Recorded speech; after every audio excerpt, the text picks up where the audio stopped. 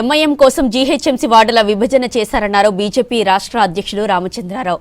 Congress ఆత్మబంధు MIM అని విమర్శించారు. మూసీ ప్రక్షాళనకు కేంద్రం సహకారం ఉంటుందని చెప్పారు కేంద్ర మంత్రి కిషన్ రెడ్డి. ఇక ఫోన్ షాపింగ్ కేసులో కేసీఆర్ కుటుంబ సభ్యులను ఎందుకు అరెస్టు చేయలేదని ప్రశ్నించారు కేంద్ర మంత్రి బండి సంజయ్. ఇక వికారాబాద్లో బీజేపీ నేతలపై దాడి, మక్తల్లో బీజేపీ అభ్యర్థి ఆత్మహత్యకు కాంగ్రెసే కారణమని ఆరోపించారు కమలం నేతలు.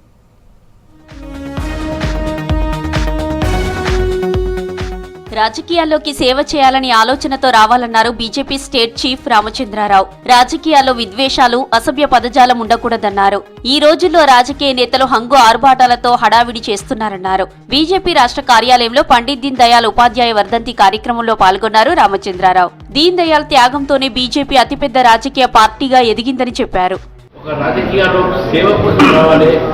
సేవ చేయాలి అనే భావంతోనే రాజకీయాలు ఉండాలి.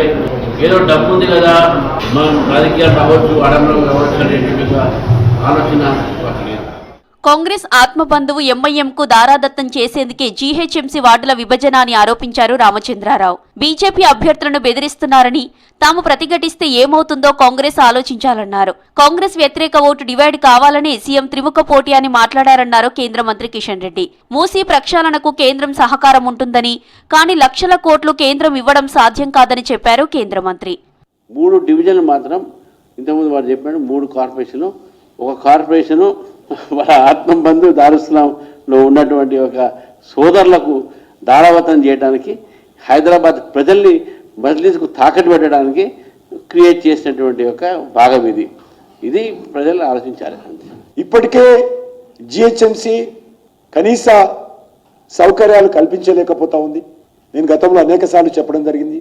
తెలంగాణ రాష్ట్రానికి ఈ జిహెచ్ఎంసీ గ్రేటర్ పరిధి నుంచే 70% రెవెన్యూ వస్తుంది.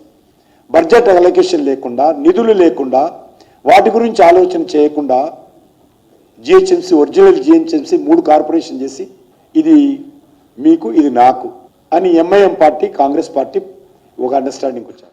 ఫోన్ ట్యాపింగ్ ఎవరు చేస్తున్నారో సీఎం రేవంత్ రెడ్డి చెప్పాలన్నారు కేంద్ర మంత్రి బండి సంజయ్.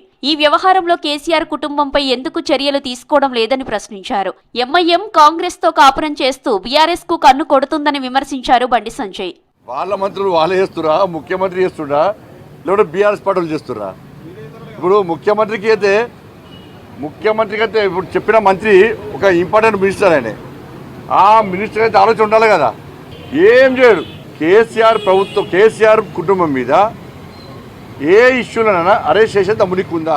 వికారాబాద్ లో బీజేపీ నేతలపై కాంగ్రెస్ కార్యకర్తలు దాడి చేయడం అత్యంత దురదృష్టకరమన్నారు ఎంపీ కొండా విశ్వేశ్వర్ రెడ్డి. మొన్న మక్తల్లో కాంగ్రెస్ వాళ్ల వేధింపులతోనే బీజేపీ అభ్యర్థి మహదేవప్ప ఆత్మహత్య చేసుకున్నాడని చెప్పారు. ప్రజల్లో విశ్వాసం కోల్పోయి విచక్షణ మరిచి దాడులకు, దుర్మార్గాలకు పాల్పడుతున్న వారికి ప్రజలే సమాధానం చెప్తారన్నారు కొండా విశ్వేశ్వర్ రెడ్డి.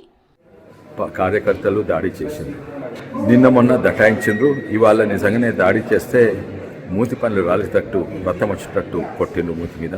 తప్పనిసరి చర్య తీసుకోవాలి. అధికారం చేతిలో పెట్టుకొని కాంగ్రెస్ పార్టీ ఓడిపోతాననే భయంతో ఎంతవరకు దిగజారు. ఎంఐఎం బీఆర్ఎస్ తో కలిసి బీజేపీపై కాంగ్రెస్ చేసిన కుట్రలకు ఓటు రూపంలో ప్రజలు తీర్పు ఇచ్చారన్నారు బీజేపీ నేతలు. మున్సిపల్ ఎన్నికల్లో బీజేపీ మెజారిటీ స్థానాల్లో విజయం సాధించబోతుందని ధీమా వ్యక్తం చేశారు.